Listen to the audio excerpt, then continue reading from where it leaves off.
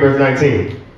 7 days shall there be no leaven found in your houses. 7 days shall there be no leaven found in your houses. Read. For whosoever eateth that which is leavened, even that soul shall be cut off from the congregation of Israel. What is the significance of this leaven? Well, we're going to find that Christ gives an explanation as to what the significance of that leaven is in the New Testament, right? All we knew, we're going to find out why they might have believed the leaven was important. Why it was important? Because it was a memorial, yes, but it had a deeper meaning to it as well, right? Go ahead and read it. Rest of verse 19. Whether he be a stranger or born in the land. Go ahead and read verse 20. Verse 20, ye shall eat nothing leavened.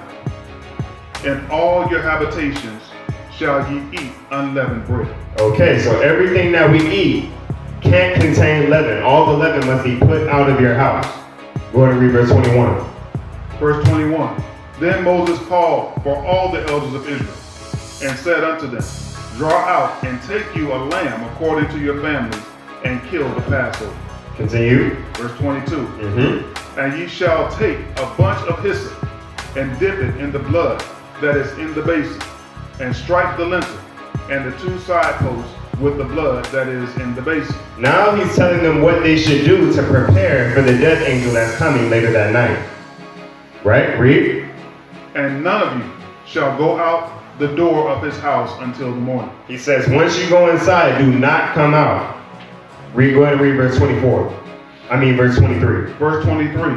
For the Most High shall pass through and smite the Egyptians. And when he seeth the blood upon the lintel and on the 2 side posts, the Most High shall pass over the door and will not suffer the destroyer to come into your houses and smite you.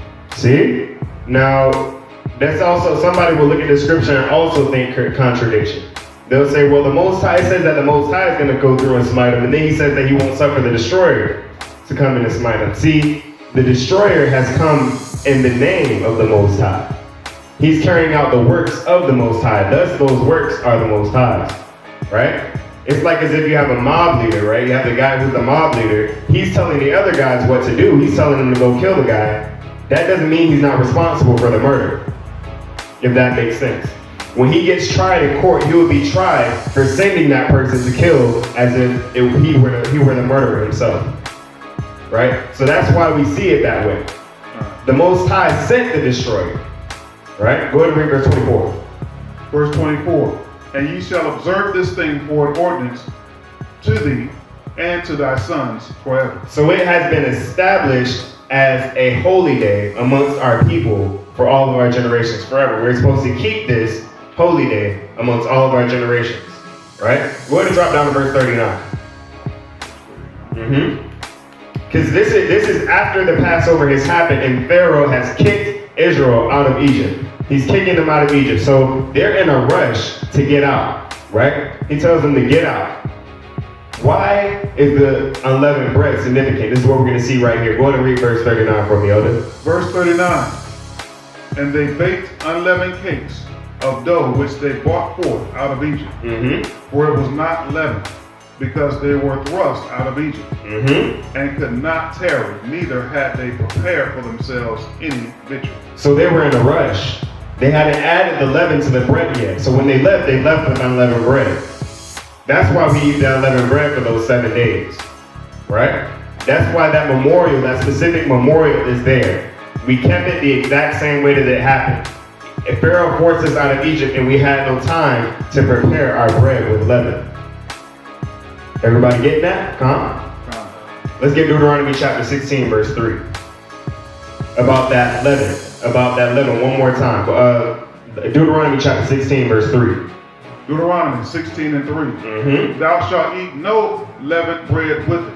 7 days shalt thou eat unleavened bread therewith, even the bread of affliction. For thou comest forth out of Egypt in haste, that thou mayest remember the day when thou comest forth out of the land of Egypt, all the days of thy life. See, that's why he continues to make us eat unleavened bread every Feast of Unleavened Bread. Because it was for us to remember when we left Egypt in haste, right? him delivering us out of the hand of the Egyptians with a mighty arm. Right? Does that make sense? Go ahead and read that verse for me one more time. Verse 3. Thou shalt eat no leavened bread with it. Nothing. Go ahead and read. 7 days shalt thou eat unleavened bread therewith, even the bread of affliction. The bread of affliction, read. For thou camest forth from the land of Egypt in haste, that thou mayest remember the day. Remember the day and forget the day. Remember the day. Read. When thou camest forth out of the land of Egypt all the days of thy life. Exactly. All right, let's get the New Testament. What does Christ say about the unleavened bread, right? Because there's a deeper meaning to leavening, right? What does yeast do to the body? It's called candida, right? What does it do to the body? It causes negative effects on your skin, the lining of your stomach, right? It makes you stink, right? When you eat too much things with leaven in it, you can see the crust. You wake up with crust in your eyes, and you get like the crust around your mouth, and you can see it on your tongue, right? It has negative effects on the body. And if you have a weak immune system, you have a higher risk of getting yeast infection, right? It applies the same way spiritually. What we're gonna find is that the leaven that scripture is speaking of is sin, right? Sin has the same effect. Sin in little amounts, to big amounts, to great amounts. And when you're spiritually weak, that sin can be detrimental, right? Sin and the leaven are the same thing, right? That's why it says that we must put all leaven away. Purify spirits fast, right? Go ahead and read. Go ahead and read from, we're going to read from verse 3. Matthew 16:3. And in the morning, it will be foul weather today, for the sky is red and lowering. O ye hypocrites, ye can discern the face of the sky, but can ye not discern the signs of the times? Read verse 4. Verse 4. A wicked and adulterous generation seeketh after a sign, and there should be no sign given to it, but the sign of the prophet Jonas. Read. And he left them and departed.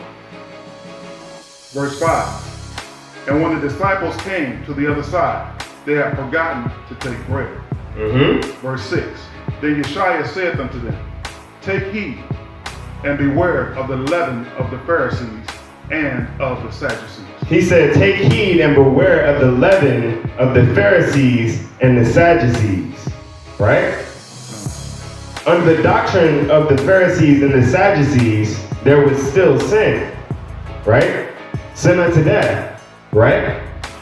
Continue reading. Verse 7. And they reasoned among themselves, saying, It is because we have taken no bread. Verse 8. Which when Yeshua perceived, he said unto them, O ye of little faith, why reason among yourselves? Because ye have brought no bread. Go ahead and drop down to verse 11. What is Christ speaking of here? Read. Verse 11. How is it that ye do not understand that I spake it not to you concerning bread? He wasn't speaking of the bread. It was never about the bread. Read. Ye should beware of the leaven of the Pharisees and of the Sadducees.